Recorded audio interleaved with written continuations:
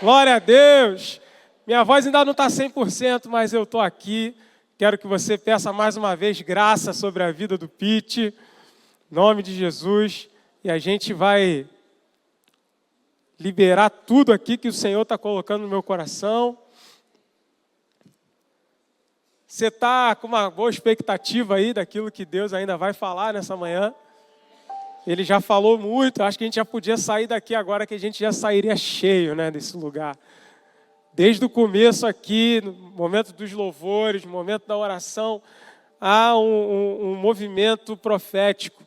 Eu percebo que há uma ação de um movimento profético do Senhor, e eu creio que isso não é à toa, porque essa série de mensagens que eu estou pregando aqui, eu já falei isso, eu não acredito que Deus esteja fazendo algo diferente através dessa série de mensagens, mas Ele está corroborando com aquilo que já vem sendo feito nesse lugar.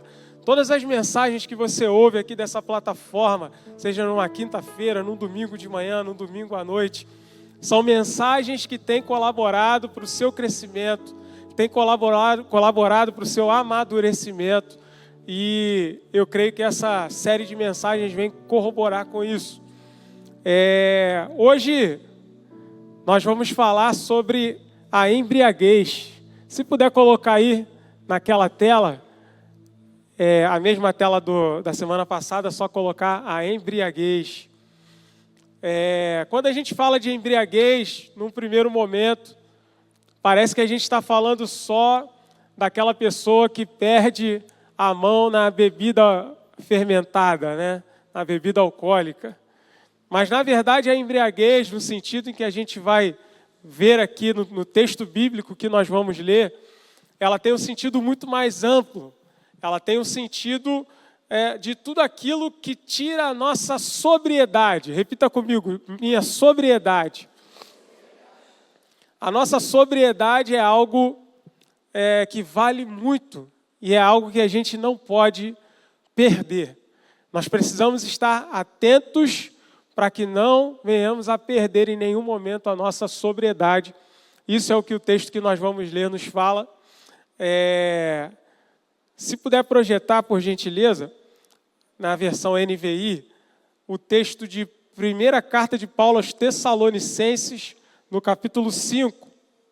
Se você tiver a sua Bíblia aí também, no celular, no tablet, quiser abrir, eu vou ler na versão NVI.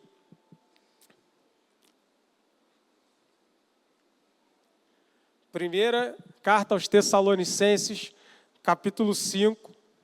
Nós vamos ler do versículo 1 até o versículo 8. Esse texto, irmãos, é um texto um pouco mais denso do que os outros textos que nós lemos nas mensagens anteriores. Mas eu tenho pedido graça ao Senhor para que a gente, a despeito da densidade do texto, consiga fazer uma explanação de forma simples, para que todos entendam perfeitamente, sejam abençoados, sejam edificados em nome de Jesus. Amém? Então vamos ler. Irmãos, quanto aos tempos e épocas, não precisamos escrever-lhes, pois vocês mesmos sabem perfeitamente que o dia do Senhor virá como ladrão à noite. Quando disserem paz e segurança, então de repente a destruição virá sobre eles, como dores à mulher grávida, e de modo nenhum escaparão. Mas vocês, irmãos, não estão nas trevas para que esse dia os surpreenda como ladrão. Vocês todos são filhos da luz, filhos do dia, não somos da noite nem das trevas. Portanto, não durmamos como os demais, mas estejamos atentos e sejamos sóbrios. Repita comigo, sejamos sóbrios. Pois os que dormem, dormem de noite, e os que se embriagam, embriagam-se de noite. Nós, porém, que somos do dia, sejamos sóbrios, vestindo a couraça da fé e do amor, e o capacete da esperança da salvação. Feche seus olhos. Pai, em nome de Jesus, eu quero te pedir que a sabedoria que flua nesse lugar seja a sabedoria das coisas do alto e não das coisas da terra. Eu quero te pedir em nome de Jesus que o teu Espírito Santo esteja regando a semente da palavra que estará sendo plantada no coração dos meus irmãos e no meu também. Assim, nós cremos que essa palavra frutificará 100 por 1. Assim nós cremos e te oramos em nome de Jesus. Amém e amém. Aleluia. Vamos lá, irmãos. Esse texto, ele é um texto que ele traz alguns elementos, como Paulo, por exemplo, faz a analogia de somos filhos da luz, filhos do dia, não somos filhos das trevas, nem filhos da noite. E isso, obviamente, não é literal, né? Mas é uma figura de linguagem, onde ele está querendo dizer que nós não estamos mais na escuridão, que nós não estamos mais nas trevas, mas nós agora estamos expostos à luz da verdade do Evangelho de Cristo e vivemos na luz. Vivemos num lugar onde as pessoas veem tudo aquilo quanto nós fazemos e nós também estamos enxergando claramente. Então, a luz é um lugar onde eu não faço aquilo que vai me trazer algum tipo de vergonha. A luz não é um lugar onde eu faço aquilo que eu quero fazer escondido. Isso, quem faz são as pessoas que vivem nas trevas. Por isso, nós vivemos como uma carta lida. É isso que Paulo diz, né? E tem também aqui, ele fala do dia do Senhor. Talvez essa expressão seja uma velha conhecida daqueles que já caminham há algum tempo no Evangelho, que já estão estudando a palavra há algum tempo e já se depararam com essa expressão lá no Antigo Testamento, com o profeta Joel, com outros profetas que também citam o dia do Senhor. Mas talvez alguns que sejam novos na fé podem não entender bem o que significa o dia do Senhor, e eu queria esclarecer um pouco sobre isso. Para começar a falar disso, antes eu queria voltar lá na Antiga Aliança. Existia algo chamado o ano sabático. O que era o ano sabático? Eles trabalhariam durante 6 anos. No 7º ano, eles teriam que deixar a terra descansar. Isso era um preceito legal, era um mandamento que Deus havia deixado para o povo de Israel. Então, eles trabalhariam 6 anos, no 7º ano, eles não trabalhariam as suas terras. Porém, Deus falava para eles, olha, mas aquilo que crescer por si só, vocês não colham, deixam lá, porque os pobres que vivem no campo vão se aproveitar daquilo e os animais do campo também. Então, a cada 6 anos de trabalho, vinha um 7º ano, que era o ano sabático. E a cada 7 anos sabáticos, ou seja, um período de 49 anos, né? O 49º ano era o 7º ano sabático. E aí, depois desse ano, vinha o 50º ano, que era um ano especial. Era chamado do ano do jubileu. Era o 50º ano, um ano após o 7º ano sabático. Alguns falam que era um ano após 7 semanas de anos. Fica um pouquinho mais difícil de entender assim, né? Mas após 49 anos, vinha o 50º ano, que era o ano do jubileu. E o que acontecia no ano do jubileu? No ano do jubileu, eles também não trabalhavam no campo. No ano do jubileu, aqueles que haviam vendido as suas terras recebiam as terras de volta. No ano do jubileu, aqueles que estavam presos nas prisões, nas cadeias, eram libertados. No ano do jubileu, aquele que era escravo, ele recebia a sua carta de liberdade, ele se tornava livre. No ano do jubileu, aqueles que eram endividados tinham as suas dívidas perdoadas. Eu não sei você, mas quando eu vejo isso no ano do jubileu, eu fico com a impressão de que não era algo muito justo. Você também tem essa impressão no seu coração? Quando eu falo que o preso era solto, Ora, se o camarada foi preso é porque ele fez algo para ter sido preso, ele mereceu aquilo. Então, aos nossos próprios olhos, segundo a nossa própria justiça, o ano do jubileu não seria algo muito justo. E de fato é isso mesmo, porque o ano do jubileu ele estava apontando para um favor imerecido de Deus que ele traria para a humanidade mais à frente. Então as pessoas quando olhavam assim, olha, aqueles que foram presos serão soltos. Elas pensavam, mas eles não merecem. Mas é isso mesmo que Deus quer mostrar, um favor imerecido.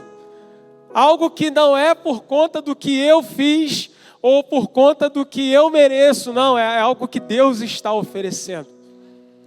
Esse era o ano do jubileu. Aqueles que estavam endividados, que ficavam pobres, que muitas vezes tinham que ir trabalhar e a sua família também trabalhar de graça para pagar aquela dívida era perdoada. Não por um trabalho que ele executou, mas porque Deus estava alcançando com um favor imerecido. Você está entendendo isso nessa manhã? Esse era o ano do jubileu. E aí, agora eu quero seguir já para o Novo Testamento. Jesus, quando vai iniciar o seu ministério, ele chega até uma das sinagogas dos judeus, pede o livro do profeta Isaías, que era um rolo naquela época, né? Então ele desenrola aquele rolo e ele encontra o trecho que hoje a gente encontra no capítulo 61 do profeta Isaías. Esse acontecimento está relatado lá em Lucas 4, a partir do verso 14. Eu vou ler aqui só o que Jesus leu, que está a partir do verso 18. Jesus leu assim: o Espírito do Senhor está sobre mim, porque Ele me ungiu para pregar boas novas aos pobres. Ele me enviou para proclamar liberdade aos presos e recuperação da vista aos cegos, para libertar os oprimidos e proclamar o ano da graça do Senhor. O que tem a ver um texto com o outro?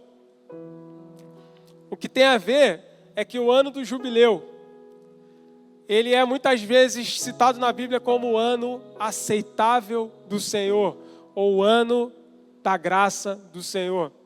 E o que Jesus estava dizendo aqui? Que ele veio para proclamar, ou seja, para anunciar o ano da graça do Senhor. O que ele estava querendo dizer com isso? Que o ano da graça do Senhor, que ele está dizendo, é algo para o qual o ano do jubileu estava apontando. O ano do jubileu era a sombra de algo que viria a ser revelado por Jesus. E quando a gente avança nas Escrituras, após a morte e ressurreição de Jesus e a assunção de Jesus aos céus, o Espírito Santo é derramado sobre a igreja, dando início a um novo tempo, que nós chamamos hoje de tempo da graça do Senhor. Nós vivemos então um tempo chamado tempo da graça. Que tempo é esse? É o ano aceitável do Senhor. Jesus era o verdadeiro jubileu. E aquele ano do jubileu que era praticado na antiga aliança, ele estava mais uma vez, como muitas outras figuras, estavam apontando para Jesus também. Então Jesus vem, consuma tudo o que ele precisava fazer, e ele estabelece então, através do derramar do seu Espírito, um tempo aceitável do Senhor. Só para te lembrar, no ano do jubileu, as cadeias eram abertas. Nós estamos no tempo da graça do Senhor. As cadeias estão abertas. O que te aprisionava até você chegar aqui nessa manhã?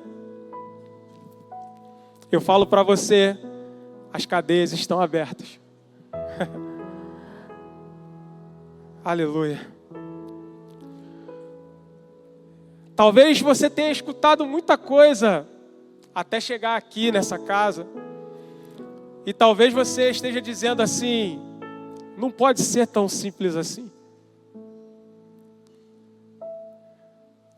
E eu te falo, é simples assim. É simples assim. Eu duvido que quando eles abriam as portas das prisões, os prisioneiros lá falavam assim: ah, não pode ser tão simples assim.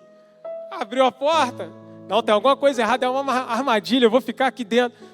Irmãos, eles corriam para fora.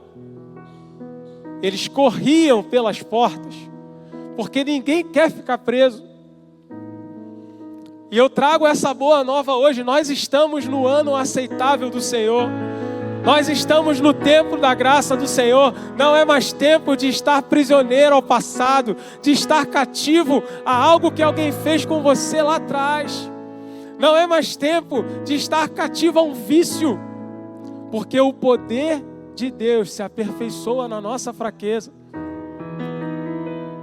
De repente você chegou aqui prisioneiro de um vício. Eu declaro sobre a sua vida hoje. Hoje é o dia da sua libertação, porque chegou na sua vida o ano aceitável do Senhor, o tempo da graça de Deus, e tudo aquilo que Jesus conquistou na cruz por nós está disponível pela fé. É só nós acessarmos pela fé.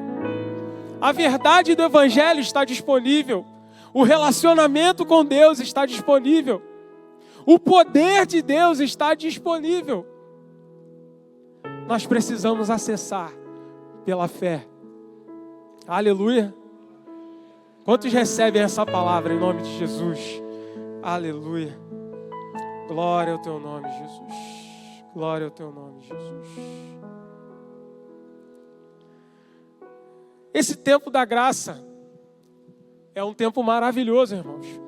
Nós temos o privilégio de termos nascido e vivido todos os nossos anos no tempo da graça de Deus, no ano aceitável do Senhor, onde Ele a cada dia te dá uma oportunidade de recomeçar. A cada dia você tem a oportunidade de fazer agora diferente. A cada dia você tem a oportunidade de acessar as misericórdias do Senhor que se renovam todas as manhãs. Mas esse tempo da graça não vai durar para sempre.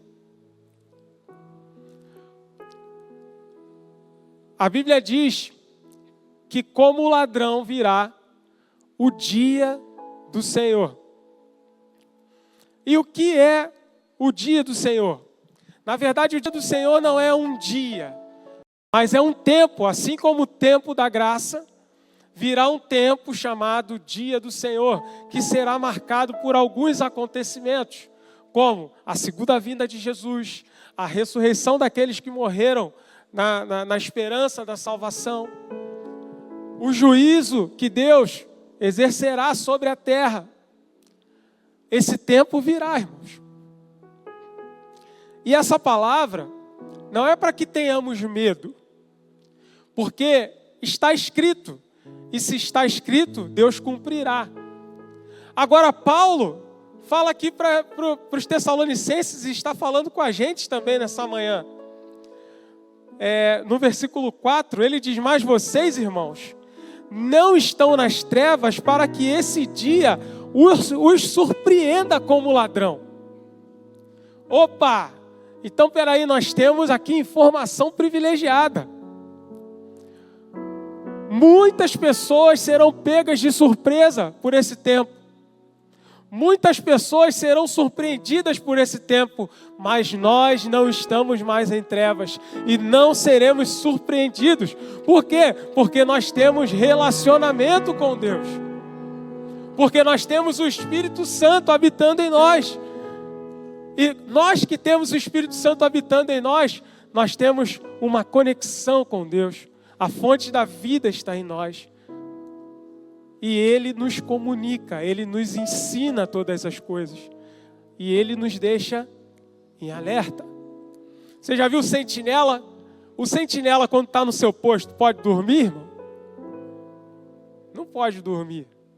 O sentinela, quando está no seu posto, ele pode ficar jogando videogame, irmão? Ele não pode, por quê? Porque a função dele é ser vigilante, é estar atento. E Paulo começa esse texto lá no versículo 1, falando, irmãos, quanto aos e às épocas, não precisamos escrever-lhes. Porque Paulo, quando ele começa a escrever aos Tessalonicenses, ele elogia muito a postura dos Tessalonicenses. E ele ainda diz, quando eu fui aí na região de vocês, eu não precisei acrescentar nada. Porque vocês estão dando um exemplo muito bom e vocês estão pregando o Evangelho não só com palavras, mas com o testemunho de vocês. E os cristãos que estão se convertendo aí estão como verdadeiros cristãos. Então Paulo sabia da integridade desses cristãos. E Paulo fala, eu não preciso escrever para vocês quanto aos tempos e às épocas. Por quê? Porque eu sei que vocês estão atentos, que vocês estão analisando os fatos, que vocês estão percebendo. A gente precisa lembrar que aqui estava muito perto de quando Jesus foi levado aos céus e existia promessa de que Jesus voltaria. E para eles assim, Jesus pode voltar hoje ainda. Jesus pode voltar amanhã. Assim como nós pensamos hoje e cremos hoje que Jesus pode voltar a qualquer momento, irmãos. Nesse tempo eles também já pensavam assim. Então Paulo fala, olha, vocês precisam sim estar atentos. E eu sei que vocês estão atentos, então eu não preciso falar com vocês sobre tempos e épocas. Vocês sabem que o dia do Senhor virá repentinamente. Repentinamente. Então, hoje no tempo da graça, nós temos o Senhor Jesus como nosso único intercessor, como nosso advogado, que está diante do Pai intercedendo por nós. No dia do Senhor, Ele estará como um justo juiz para julgar. Amém? Eu estou aqui e essa mensagem que o Espírito Santo colocou no meu coração, ela não é, eu volto a repetir, não é para de nenhuma forma colocar medo em nós, porque nós não precisamos temer o dia do Senhor. Assim como o Senhor derramou juízo sobre o Egito e o seu povo foi poupado em todas as praças, assim também no dia do Senhor, Ele vai fazer a separação, Ele vai poupar o seu povo, porque Ele é um justo juiz. Aleluia! Você crê nisso? Glória a Deus, nós só precisamos estar do lado certo. Nós só precisamos estar com aquele que é o Deus onipotente, todo-poderoso. E que é nosso Pai, e que nos ama. E o juízo dele também é por causa do seu amor. Agora, o que vem depois do dia do Senhor virá outro tempo, virá outra era, virá outra época. E que época é essa? A época do governo de Deus e do seu Cristo, que governará sobre toda a terra por todo sempre. E aí esse tempo não mais vai ter fim. Sabe por quê? Porque aí todos os inimigos de Deus serão destruídos. A morte será destruída. O diabo será destruído. O falso profeta, o anticristo serão destruídos. Não haverá mais morte, não haverá mais choro, não haverá mais dor, não haverá mais sofrimento, porque Ele será o governante de toda a terra. Aleluia! Você pode aplaudir a Ele. Então, por que tem que acontecer esse período chamado Dia do Senhor?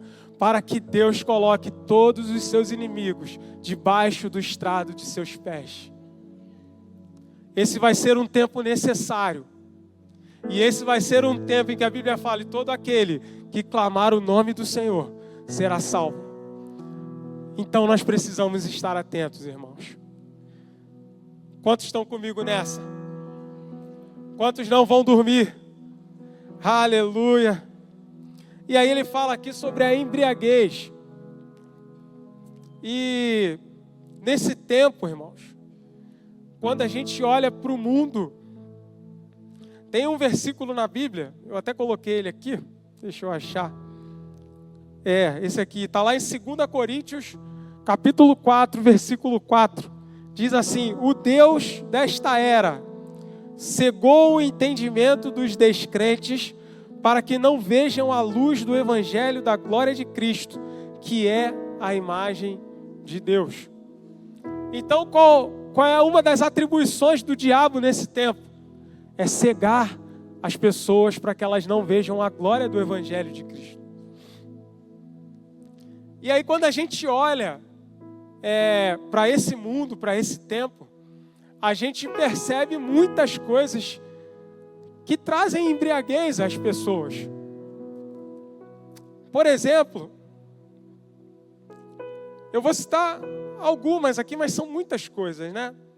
Mas, por exemplo, vamos falar das substâncias entorpecentes, né? Das drogas lícitas e ilícitas que trazem algum torpor. Na maioria das vezes, por que a pessoa faz uso? Porque ela quer fugir da realidade. Ela quer uma válvula de escape. Ela não quer lidar com a realidade dela.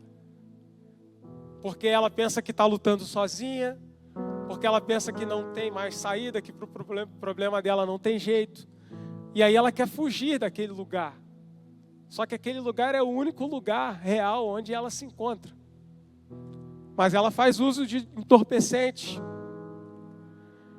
Poderíamos falar sobre paixões avassaladoras também. Quantos crimes passionais nós temos vistos aí, noticiados. Pessoas se embriagam tanto com uma paixão que chegam a matar outras pessoas. Isso só pode ser obra do inimigo. E poderíamos falar de ideologias também. Aí você vai conversar com o camarada, não, porque o pensador tal, o filósofo tal, falou isso e é assim que a gente tem que viver, tal. Aí você poderia falar com ele, me diz como é que foi o final da vida desse filósofo? Me diz como é que foi o fim da vida desse pensador? Aquele que falou que a gente tinha que abrir mão de toda a riqueza, que a gente tinha que... Ele era abastado ou ele era pobre? Sei, acho que às vezes a gente... Se a gente cavucar um pouquinho mais, a gente vai ver que a coisa não é tão bem assim quanto eles falaram, como eles falaram, né? Mas ideologias têm entorpecido pessoas. Tem pessoas que quando chega em época de eleição não dá mais para falar com elas. Porque é só política. A pessoa vira cabo eleitoral não pago. E aí fica difícil conversar. As redes sociais. Quanta gente entorpecida com rede social, criando lá seu avatar, né? Por quê? Porque ninguém sabe ao certo quem está desse lado aqui, então ali eu posso criar um eu que eu quiser. Eu tiro uma foto aqui, né? Eu faço uma selfie ali, e aí eu falo o que eu quiser, digo que eu fiz o que eu quiser. Uau, essa é a vida que eu queria ter, só que ela só está aqui dentro do telefone. Ela não é uma realidade. E as pessoas estão entorpecidas, estão embriagadas com isso. Uau, hoje eu tive 200 likes. Legal. E o que isso mudou na sua vida? Aleluia. A busca pelo corpo perfeito. Eu acho que eu vou pegar alguns aí agora, hein? Não, eu preciso perder essa gordurinha que aí você olha, não tem mais nada. Não, preciso perder 10 quilos ainda. Cara, que esse cara vai sumir. Eu não estou falando aqui que não é necessário uma atividade física, eu inclusive preciso fazer, mas tudo tem um limite, precisa de equilíbrio. Às vezes a pessoa está deixando desandar um monte de área da vida, porque ela está o dia todo na academia, no crossfit, está correndo e precisa ir na loja para comprar os suplementos e um monte de coisa desandando. Por quê? Porque ela acha que quando ela tirar aquela foto no shape, e postar lá na rede social, ela está misturando drogas. Ela está em busca do corpo perfeito para poder postar na rede social. E aí, ela está completamente embriagada. A honraria acadêmica por receber mais um título. Ele agora tem pós-doutorado e não sei o quê. Vaidade, irmãos. Pura vaidade. Não estou dizendo que você não tenha que buscar isso, mas eu estou dizendo que isso não pode entorpecer você. Isso não pode embriagar você. Por exemplo, se você é um pós-doc e você chega aqui na igreja, você tem que entender que Deus ama você da mesma maneira que Ele ama o desempregado que não tem estudo. Da mesma maneira que Ele ama o irmão que é aposentado, que ganha um salário mínimo. Você não é melhor do que ninguém, eu não sou melhor do que ninguém. Diante de Deus nós somos todos iguais. Então não deixe que um título embriague você. Faça você se achar melhor do que alguém. O amor ao dinheiro, e aqui a gente nem precisa falar nada, né? O amor ao dinheiro tem feito pessoas fazerem barbaridades por aí. O entretenimento, a indústria do entretenimento é uma das que mais crescem, né, no mundo. E a gente vê estúdios enormes de produção de filmes, de séries, parques temáticos, enfim, coisas boas e legais, mas que não podem ser o alvo da nossa vida, que não podem ser motivo de embriaguez para nós. Porque tudo isso que eu estou te falando, se a gente perde a mão, ela deixa a gente desatento, faz com que a gente pare de se atentar para aquilo que está acontecendo ao nosso redor. Nós tivemos alguns irmãos que perderam entes queridos essa semana, e será que cada um de nós teve a sensibilidade de procurar o irmão para dar um abraço, de procurar o irmão para falar assim: irmão, olha, eu sei que esse é um momento de dor, mas por que precisar, eu estou aqui. Irmão, se a gente não fez isso, a gente pode estar distraído com algumas outras coisas que não são tão relevantes quanto isso. Pete, essa palavra hoje está um pouco mais dura, hein? É porque faz parte para a maturidade. O reino de Deus é tomado por esforço, irmãos. A salvação é gratuita. Mas aquele que não nascer da água e do Espírito não pode entrar no reino de Deus. É necessário a gente mudar a nossa forma de pensar, mudar a nossa mentalidade, para que a gente consiga acessar e desfrutar da maturidade e de tudo aquilo que o reino de Deus está deixando disponível para nós. Amém? Caminhando para o final agora. Lá no versículo 8, o próprio Paulo diz, ele dá uma receita de como nós vamos nos manter atentos e sóbrios. Vamos ler aí o verso 8, lá do texto de Tessalonicenses. Diz assim: nós, porém, que somos do dia, sejamos sóbrios, vestindo a couraça da fé e do amor, e o capacete da esperança da salvação. Em outros textos a gente encontra Paulo falando sobre fé, amor e esperança. Paulo fala isso diversas vezes ao longo das suas cartas. Inclusive lá no final de 1 Coríntios 13 ele diz: agora pois seguem a fé, a esperança e o amor. Porém o maior deles é o amor. Isso é um tripé. Isso é algo que sustenta a vida cristã. Porque tudo começa com uma fé madura, uma fé inabalável. Uma fé, como eu falei aqui na outra mensagem, que crê que Deus fez e sustenta todas as coisas, e da mesma forma que Ele fez e sustenta todas as coisas, também fará tudo aquilo que Ele prometeu que fará. Amém? Você entende isso? Diz que a fé é a certeza das coisas que não vemos. Ou seja, tudo que Deus fez e nós não estávamos lá para conferir.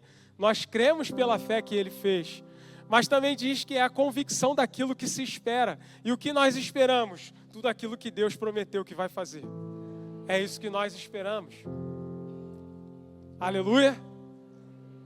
Desculpa se eu frustrei você quanto a esse texto, porque durante muito tempo eu pensei que a esperança daquilo que Deus vai fazer é o que eu quero. Eu quero ser rico, então a fé é a certeza das coisas que se esperam. Eu espero que eu vou ficar rico.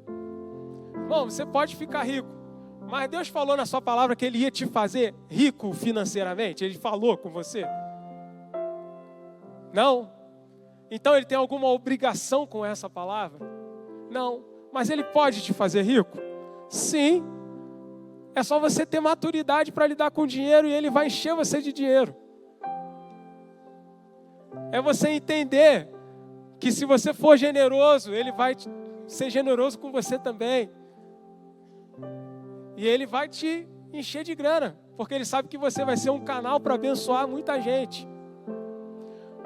Mas, quando a Bíblia fala que é a certeza das coisas que se esperam, ela está falando de todas as promessas de Deus, de tudo aquilo que Deus já deixou escrito, que Ele vai fazer.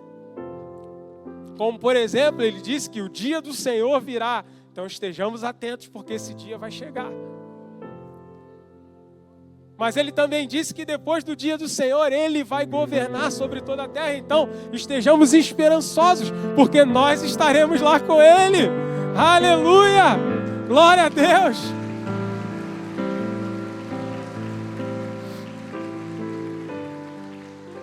Então essa é a fé, essa é a esperança.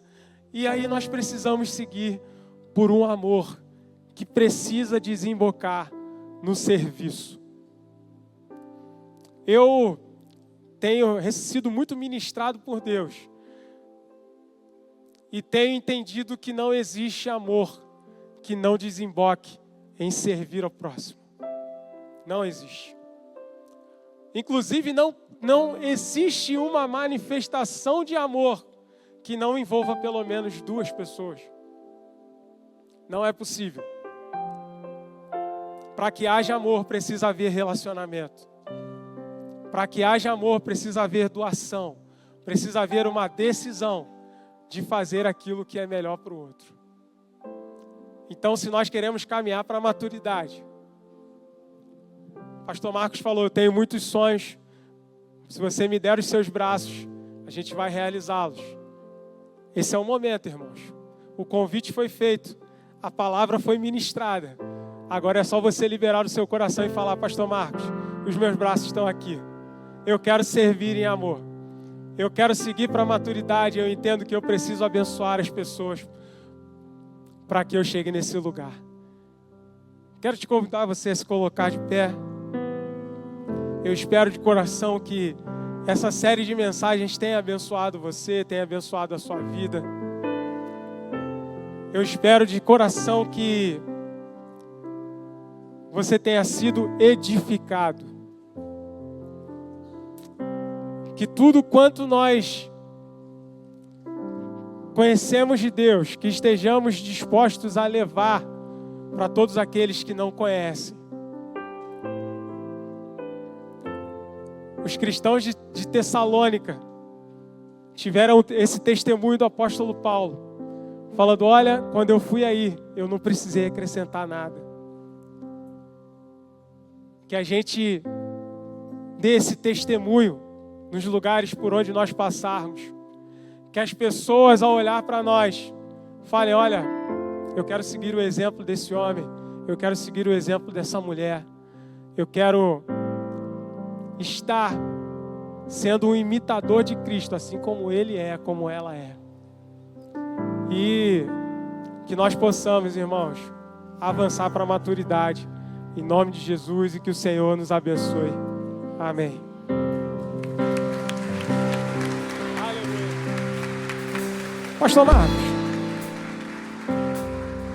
a gente finalizou essa série hoje e eu queria pedir que o Pastor Marcos fizesse para nós essa oração final, para que Ele abençoasse a nossa vida em maturidade, para que a gente possa seguir. Amém, pastor?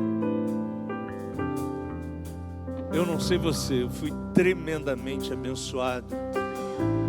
Pete tem sido instrumento de Deus. Há 18 anos, Deus me deu um sonho contigo. Lembra onde foi? No Retiro. Pete tinha 18 anos, era mais jovem. Não vou dizer quanto você tinha. Não, conta não. E Deus usou o Pete tremendamente. A gente estava numa crise, minha esposa e eu, nessa igreja. Os ministérios tinham praticamente desaparecido, os líderes. E eu estava pedindo a Deus, homens e mulheres, para que Deus enviasse. Sabe o que Deus me disse? Eles estão aí, é só você ver. E aí a gente estava no retiro, a gente fez, acho que foi 3 ou 4 equipes, né? E a Ivone escolheu o Pete para ser um líder de uma das equipes. Eu lembro que a sua equipe tinha a Amandinha. E o Pete com esse jeito, tranquilo, de boa. A equipe dele foi vencedora, para você ter uma ideia.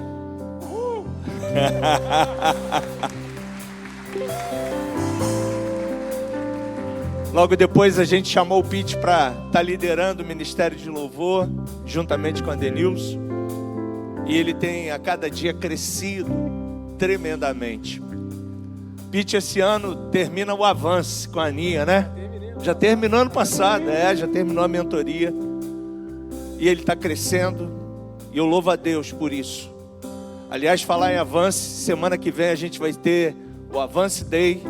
Então, se você quer crescer, ir mais rápido e mais longe, a gente vai estar fazendo as inscrições aqui e iniciando novas turmas. Por que, gente?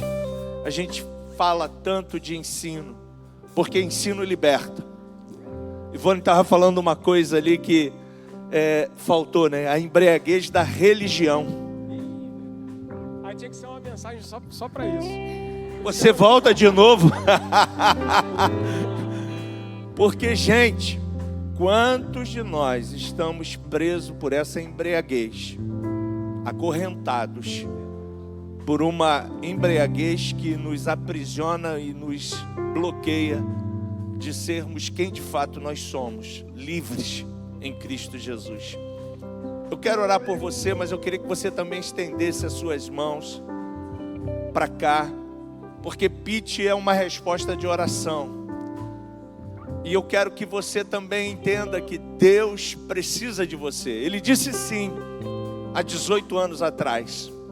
E a gente está construindo juntos uma liderança, com erros, com acertos, ajustes.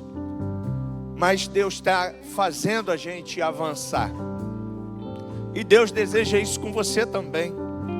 A gente é uma comunidade simples, não temos uma grande expressão social. Isso não é necessário para o reino de Deus. O que é necessário é você se colocar como servo. E como servo a gente pode fazer muito mais por essa igreja, pelas pessoas que a gente conhece e uns pelos outros. Talvez do teu lado esteja alguém que precise de você. Então que você tenha esse olhar e que você possa se libertar. Se você estiver preso a uma embriaguez, a gente não é isento disso. Talvez você esteja embriagado aí por alguma coisa dessa aí que o Pete falou. Ou talvez outra coisa, a pornografia, ou o adultério, ou a fornicação, não sei. Tanta coisa pode nos embriagar e nos tirar do objetivo que é o céu. E que você peça ao Senhor que abra os olhos do teu coração, do teu entendimento, para que você acorde. Porque uma coisa que a apostasia vai trazer é a ausência de sensibilidade. A pessoa está tão envolvida com a embriaguez que ela não é mais sensível para nada. Você pode estender as suas mãos para cá? Ô Jesus, como eu te louvo pela vida do Pete, Pai. Como ele tem nos abençoado, Senhor, nesse ministério, com uma palavra profética, reveladora, com uma palavra, Senhor, de esclarecimento, de revelação. Quanta coisa eu tenho aprendido com o Pete, Pai. E eu sei que isso é fruto do Espírito Santo na vida desse homem. Ele nessa plataforma tem sido o resultado daquilo que ele é na sua intimidade contigo. E eu te louvo, Senhor, porque temos visto, Senhor, tantas coisas boas sendo realizadas por esse homem. Que o Senhor possa capacitá-lo a cada dia mais e mais.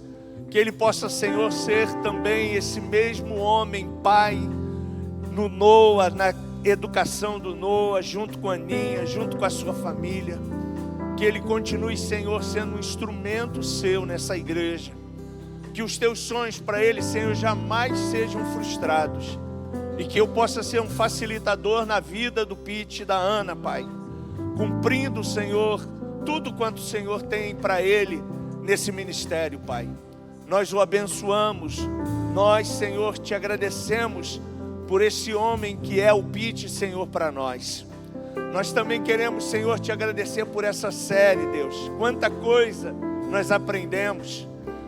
Que para avançar nesse processo de maturidade, tanta coisa a gente precisa deixar. E tantas coisas, Senhor, nós poderíamos falar, mas o tempo às vezes não nos permite. Mas cremos que aquilo que foi ministrado nessas 3 séries foi, Senhor, o alvo maior para que a gente possa, Senhor, repaginar a rota e acertar, Senhor, o destino. E o destino já é líquido e certo. O destino, Senhor, é a maturidade, o crescimento da igreja local, da igreja de Cristo. Eu oro, Senhor, por cada irmão, por cada irmã. Que nós possamos, Senhor, estar atentos, Senhor, porque a noite vem. Mas que a gente não seja, Senhor, surpreendidos pela noite. Porque nós somos do dia. Nós somos, Senhor, daqueles que já têm a iluminação plena. E que nós possamos revelar essa luz aonde nós estivermos nessa semana. Ao sairmos por essa porta, Pai, nós possamos brilhar com a luz de Cristo. Que a graça de nosso Senhor Jesus Cristo nos acompanhe. Que o grande amor de Deus esteja com a sua igreja. E que as ricas consolações do Espírito Santo possa continuar ministrando ao nosso espírito.